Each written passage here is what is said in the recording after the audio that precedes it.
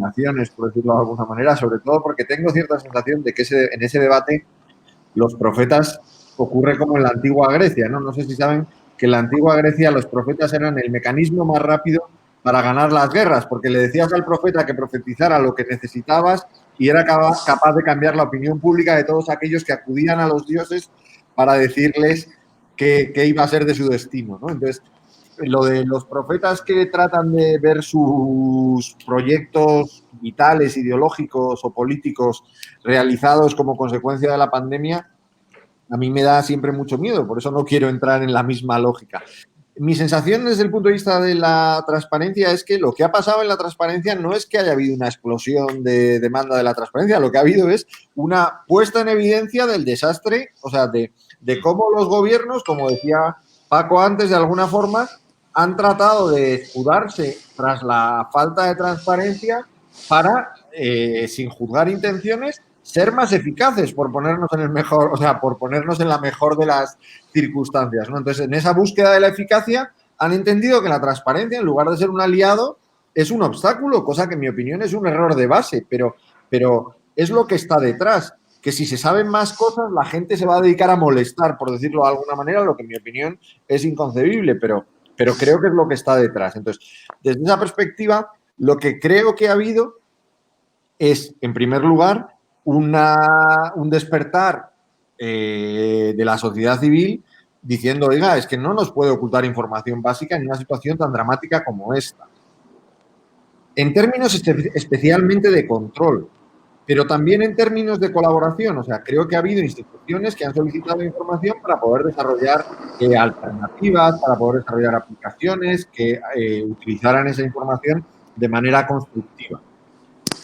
Pero no veo, por así decirlo, una proyección a medio largo plazo de estas, entre comillas, transformaciones que, en mi opinión, han sido más en términos de crítica a que se deje de hacer algo o de darnos cuenta de que no se estaba haciendo como se debía hacer, más que de descubrir de repente la importancia de la transparencia para la sociedad, que ya me gustaría, pero hemos leído en muchos sitios cómo China sigue siendo un modelo en la lucha contra el COVID, cuando en China ha habido de todo menos transparencia, por poner un ejemplo específico, ¿no? O sea, que creo incluso, pensando en voz alta, que hemos hasta desaprovechado una ocasión en la que la falta de transparencia se ve claramente que, lejos de ser un obstáculo, lo que supone la falta de transparencia realmente es mucha mayor dificultad o mayor expansión del virus y, sin embargo, pues nos hemos callado, por decirlo de alguna manera, en pro de la seguridad de la sociedad y en pro de salir de esta cuanto antes. Pero una vez que salgamos,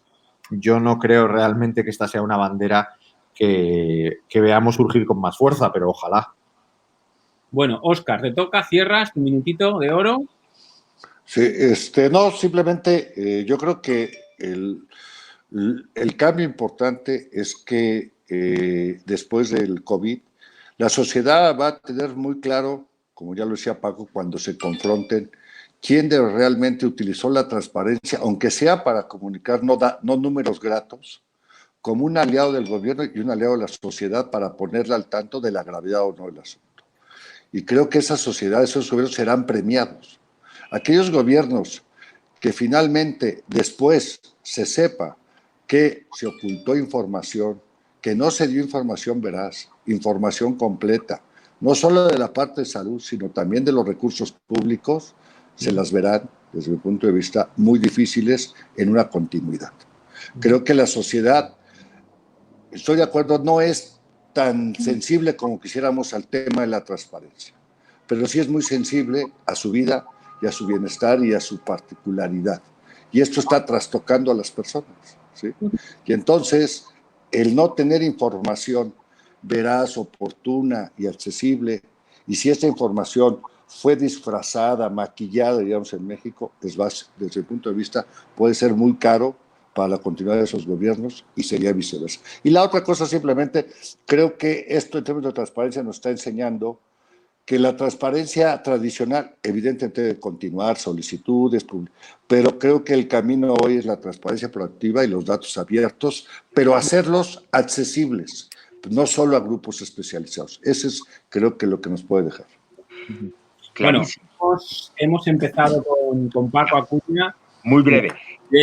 Vamos a terminar con Paco, que además creo que te tenemos que felicitar porque tu mandato ha sido prorrogado ayer mismo en una sesión plenaria del INAI. Por lo tanto, nada, tienes la palabra de cierre.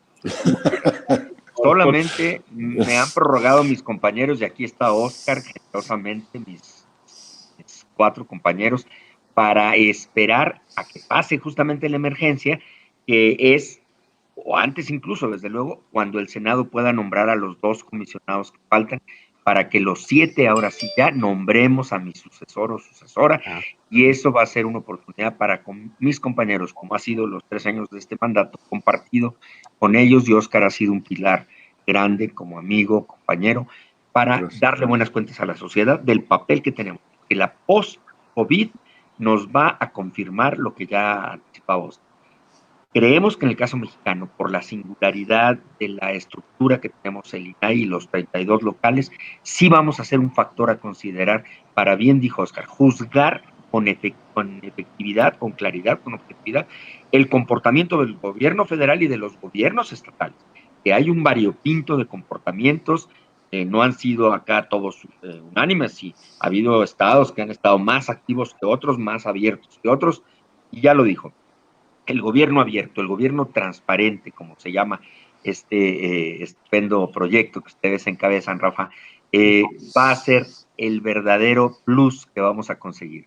Si realmente esta experiencia amarga, triste, de duelo, nos va a dejar al menos la esperanza que el gobierno entienda de una vez por todas, y todos los gobiernos, que esto no es moda, que esto es un asunto vital para la comunicación de la verdad en todo momento, en crisis y en serenidad. Bueno, pues vamos a cerrar, y yo solo quiero, bueno, primero agradeceros el haber compartido esta tarde en España, este mediodía en México, y solo tengo una reflexión muy rápida.